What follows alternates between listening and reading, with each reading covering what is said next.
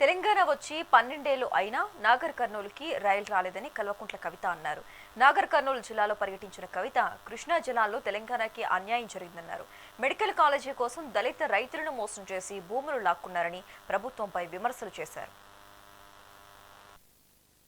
స్థానికంగా ఉండే ఎంపీ గారిని నేను డిమాండ్ చేస్తా ఉన్నాను, మీరన్నా ఇప్పటికీ టేకప్ చేయండి. గద్వాల మాచర్ల లైన్ టేకప్ చేస్తే నాగర్ కర్నూలు నుంచి రైలు పోతే అభివృద్ధి అనేది ముందుకు పోతుందన్న విషయాన్ని ఈ సందర్భంగా గుర్తు చేస్తూ ఉన్నాం. నిజంగా ఇప్పుడున్నటువంటి నాగర్ కర్నూలులో ఉన్న 4 నియోజకవర్గాలను చూసుకుంటే దాదాపు 36% అటవీ ప్రాంతం ఇప్పుడున్న మన నాగర్ కర్నూలులో. ఒక 6-7 లక్షలకు మించి సాగు భూమి ఉన్నట్టుగా కనబడదు. మిగతా అంతా కూడా 36% అటవీ ప్రాంతం, చక్కటి వనరులు ఉన్నటువంటి ప్రాంతం, మంచి కళలు పెద్ద ఎత్తున విరాజిల్లినటువంటి ప్రాంతం మన నాగర్ కర్నూలు ప్రాంతం. ముఖ్యంగా ఈ నల్లమల్ల కొండల్లో ఆదిమ గిరిజన జాతికి సంబంధించినటువంటి ప్రిమిటివ్ ట్రైబ్స్ అంటాం మనం, చెంచులు ఉన్నారు.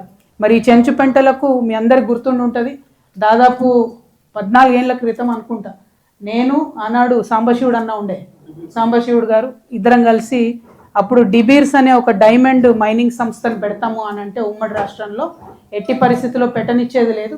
ఇక్కడ పెద్ద పులి శాంక్చురీ ఉంది, పెద్ద ఎత్తున టైగర్ రిజర్వ్ ఉంది అమరాబాద్.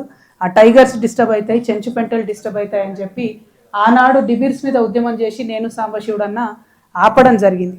ఆ ఒక్క కనెక్షన్ ఫస్ట్ నుంచి ఈ జిల్లాతోని మాకున్నది. తర్వాత తెలంగాణ రాష్ట్ర సాధనలో భాగంగా అనేక సార్లు నాగర్ కర్నూలు వచ్చిపోవడం జరిగింది. రాష్ట్రం వచ్చినాకనే చాలా తక్కువ వచ్చిన, రాష్ట్రం రాకముందు మాత్రం పదే పదే రావడం అయితే జరిగింది. అదేవిధంగా మరి ఇక్కడ ఉన్నటువంటి చారిత్రక మన చాలా కోటలు ఉన్నాయి.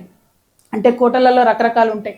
మన జల కోటలు ఉంటాయి, చుట్టూ నీళ్లు ఉండేటి, వనదుర్గాలు ఉంటాయి, అట్లానే స్థల దుర్గాలు ఉంటాయి, గిరిదుర్గాలు ఉంటాయి. ఇవన్నీ కూడా మనకు పెద్ద ఎత్తున మన నాగర్ కర్నూలులో కనపడతాయి.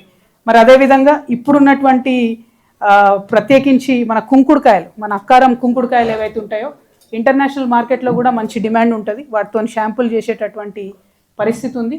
కాకపోతే మనం ఇప్పటికి కూడా వాటిని జీసీసీలలో కొంటున్నాం, ఐటీడీఏలో కొంటున్నాం తప్పితే రెగ్యులర్గా మార్కెట్ చేద్దాము, దీన్ని ఒక కమర్షియల్ యాక్టివిటీ కింద చేద్దాం అనేటటువంటి ప్రయత్నం రాష్ట్రం వచ్చినాక కూడా జరగకపోవడం అన్నది కరెక్ట్గా లేదు. అదేవిధంగా మంచి చాలా డైవర్స్ ఫ్లోరా అండ్ ఫౌనా అంటాం కదా, యానిమల్స్ ఉన్నాయి ఇక్కడ. ఈ ఉడతలలో ఒక పర్టికులర్ వెరైటీ ఉంటుంది, బిట్టు ఉడత అని. ఇక్కడ మామూలు ఉడత కన్నా పెద్దగా ఉంటుంది, చాలా పాపులర్. దాని గురించి కూడా మనము పెద్ద ఎత్తున అడ్వర్టైజ్మెంట్ చేసినట్టు కనపడదు. ఎందుకంటే ఇవన్నీ ఏమైందంటే ఇంటర్నేషనల్ యూనివర్సిటీస్ని, టూరిజంని అట్రాక్ట్ చేసేటటువంటి పరిస్థితి ఉంటుంది. అదేవిధంగా మన ఇక్కడ చింతపండు ప్రాసెసింగ్ కానీ, షాంపూ తయారీల కేంద్రం కానీ, ఇంకా చాలా అడవి మీద ఉండి దాన్ని మార్కెట్ చేసుకునేటటువంటి పరిస్థితి ఉంది. కాకపోతే ప్రతి జిల్లాలో ఎక్కడెక్కడైతే అడవులు ఉన్న జిల్లా, అది ఖమ్మం కావచ్చు, మన మహబాద్ కావచ్చు, ఈ అన్ని జిల్లాలలో కూడా ప్రాబ్లం ఏమైందంటే ఈ జీసీసీలు సరిగ్గా పనిచేస్తలేవు. ఐటీడీఏ నుంచి వచ్చేటటువంటి నిధులు కరెక్ట్గా మరి వాడుతున్న పరిస్థితి కనబడడం లేదు. దాంతో ఈ చెంచులకు కానీ ప్రిమిటివ్ ట్రైబ్స్కి కానీ చాలా ఇబ్బంది అవుతుంది. దాని మీద ప్రభుత్వం దృష్టి పెట్టాలని చెప్పి నేను కోరుతా ఉన్నా. ఇక నేను ఇందాక చెప్పిన కళలకు కానాచిగా నాగర్ కర్నూలు ఉన్నదని చెప్పి పర్టికులర్లీ దాదాపు 5,000 పైగా ప్రదర్శన ఇచ్చినటువంటి హరికథకురాలు పద్మలయ ఆచార్య గారు కొల్లాపూర్ నుంచి ఆ మేడం ఉన్నది. ఆమె చాలా పాపులర్. అట్లానే ప్రముఖ వాగ్గేయకారుడు గోరేటి వెంకన్న గారు మొన్నటిదాకా కౌన్సిల్లో మాకు బెంచ్మేట్ కూడా. ఈ అన్న అంటే చాలా పాపులర్, ఆయన రాసిన పాటలంటే మనందరికి కూడా ప్రాణము. అట్లానే పాలోజు సత్యం గారు ఎంతోమంది విద్యార్థులకు సాంప్రదాయ నృత్యాలు నేర్పిస్తున్నటువంటి పాలోజీ సత్యం గారు. ఇంకా అనేక మంది ఉన్నారు, గణిత శాస్త్రజ్ఞులు కూడా ఉన్నారు ఇక్కడ ఈ జిల్లా నుండి చాలా మంది ఉన్నటువంటి సందర్భం. అదేవిధంగా మన జిల్లాలో క్వాడ్స్ ఎక్కువ ఉంటుంది. ఆ క్వాడ్స్ మినరల్ని మరి మైనింగ్ కొంత ప్రాబ్లమ్స్ ఉన్నాయని చెప్తున్నారు, కానీ ఆ క్వాడ్స్ మినరల్ అయితే మన దగ్గర ఉంటుంది. దాని నుండి జిల్లాకు వస్తున్నటువంటి ఆదాయం ఏంటి అన్నది మనం కొంచెం ఇంకా ఆలోచించి దాన్ని యూసేజ్లోకి తీసుకురావాల్సినది ఉన్నది. అట్లానే కృష్ణా దుందుబి కృష్ణా దుందిబి ఈ 2 ప్రధానమైనటువంటి నదులు. మరి ఈ 2 నదుల్లోంచే అనేకమైన ఇరిగేషన్ ప్రాజెక్ట్స్ కానీ అంతో ఎంతో సాగైతున్నది ఈ జిల్లాలో ఉన్నటువంటి సందర్భం. ఇక దేవాలయాలకైతే లెక్కనే లేదు. శ్రీశైలానికి ముఖద్వారంగా ఉన్నాం. నాకు బాగా ఇష్టమైనటువంటిది మల్లెల తీర్థం. చాలాసార్లు దిగి ఎక్కినాం. ఆల్మోస్ట్ నాగర్ కర్నూలు మన తెలంగాణ ఊటీగా చెప్పొచ్చు, అంత బ్యూటిఫుల్ ఉంటుంది ఆ క్షేత్రం.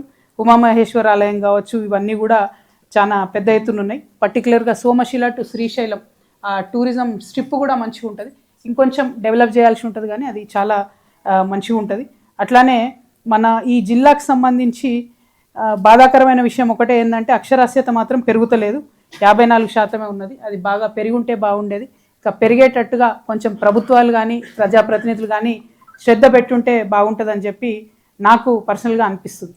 అయితే ఇట్లా ప్రతి జిల్లాకు 2 రోజులు పోయినప్పుడు మా ప్రాధాన్యత అంశాలుగా మేము తీసుకున్నది ఏంటంటే 1 ఖచ్చితంగా హాస్పిటల్ చూస్తూ ఉన్నాం, 2 విద్యాలయాలు పాఠశాలలు చూస్తూ ఉన్నాం, 3 వాటర్ ప్రాజెక్టులు చూస్తూ ఉన్నాం.